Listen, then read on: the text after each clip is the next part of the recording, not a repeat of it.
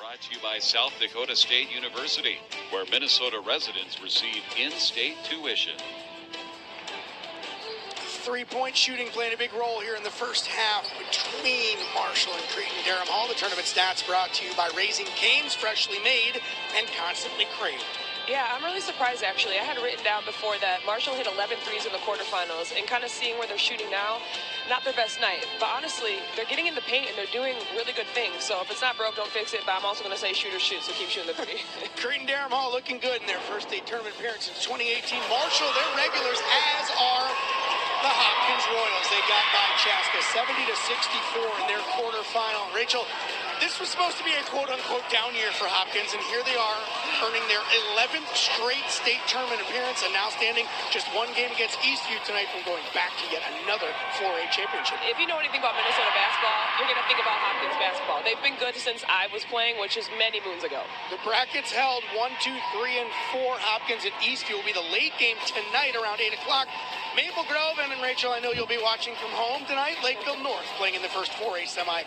That at 6 o'clock tonight as the seedings did hold there in 4A. What's going to be the key here for the second half for either team, for either Marshall or Cretin-Derham Hall, if they're going to surge and take control in this game? I'm kind of curious how the shooting might change, but, you know, if it doesn't, it's going to come down to defense, like I said before. I mean, who's going to get the most stops?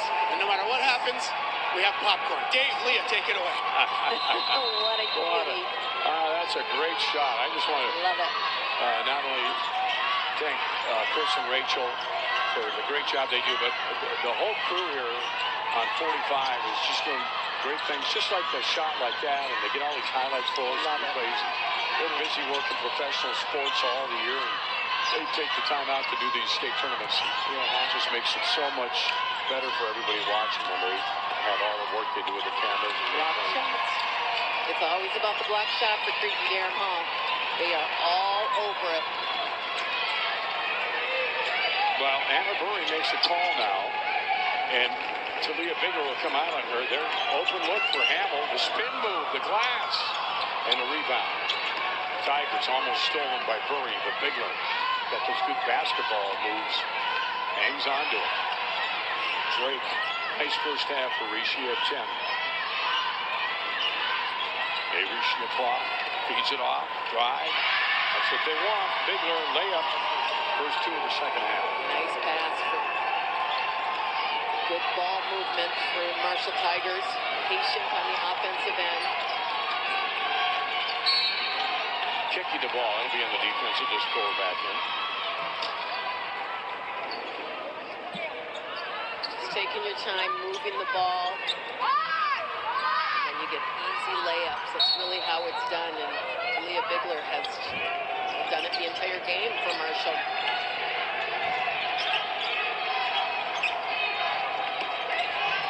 Raiders with the ball. Ball knocked loose. Great defensive effort by Gillingham to get that one. Driving down and putting the ball up for the layup. Won't go, but a foul is called.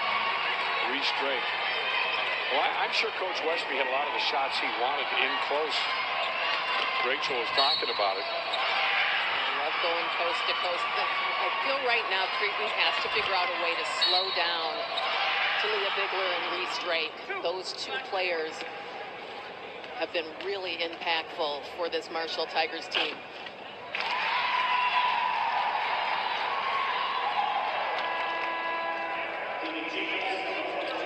First one is good.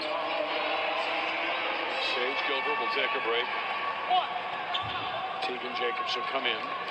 Keep everybody healthy and fresh as much as they can. This team, both teams have been at a really rapid, frantic pace. Winner plays on Saturday night.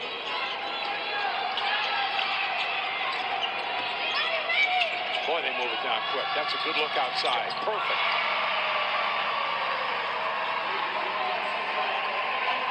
Burry with her first bucket of the game, the freshman. Burry, who started this game for Duluth. It's a big-time shot. It's a nice pass. They play with such confidence. And then the freshman knocks down a big one. It's good ball movement for the Raiders.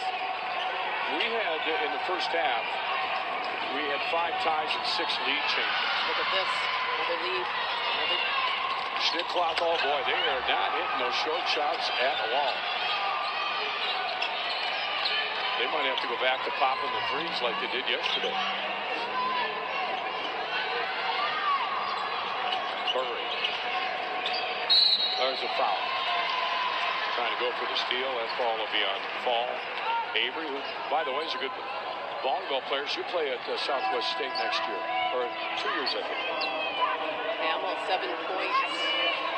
Darren Hall and Leah Bigler has 13 points. Leading scorers. Leading scorers brought to you by Frankie's, Live Beta Marine, family owned and operated since 1968. Another turnover. Raiders right to the basket, and that's too hard. Nice rebound.